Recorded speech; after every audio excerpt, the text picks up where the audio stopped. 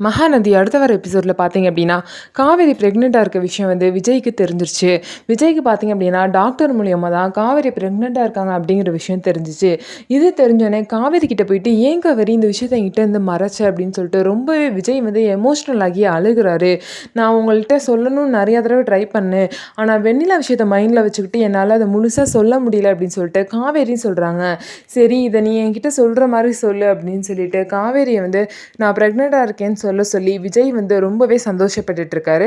அதுக்கப்புறம் இந்த விஷயத்த வந்து தாத்தா பாட்டிக்கிட்ட போய் ஃபஸ்ட்டு சொல்லணும் அப்படின்னு சொல்லிட்டு காவேரி வந்து ஹாஸ்பிட்டல்லேருந்து டிஸ்சார்ஜ் பண்ணி தாத்தா பாட்டிக்கிட்ட வந்து கூட்டிகிட்டு போய் இந்த விஷயத்த சொல்கிறாங்க.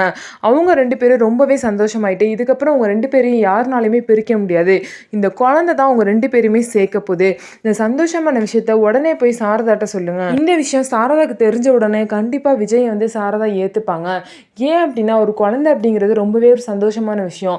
இது மூலியமா விஜயும் காவேரியும் புருஷன் பொண்டாட்டி தான் வாழ்ந்திருக்காங்க அப்படிங்கிற விஷயம் அந்த குடும்பத்துக்கே தெரிய வரும். அது மட்டும் இல்லாமல் ஊரில் மீடியா அது இதுன்னு சொல்லி பேசுகிறாங்களே, எல்லாருக்கும் வந்து இந்த விஷயம் தெரியணும். அப்போதான் நீங்கள் 2 பேருமே புருஷன் பொண்டாட்டியாக தான் வாழ்ந்திருக்கீங்க அப்படிங்கிற விஷயம் இந்த உலகம் எல்லாத்துக்குமே புரிய வரும்.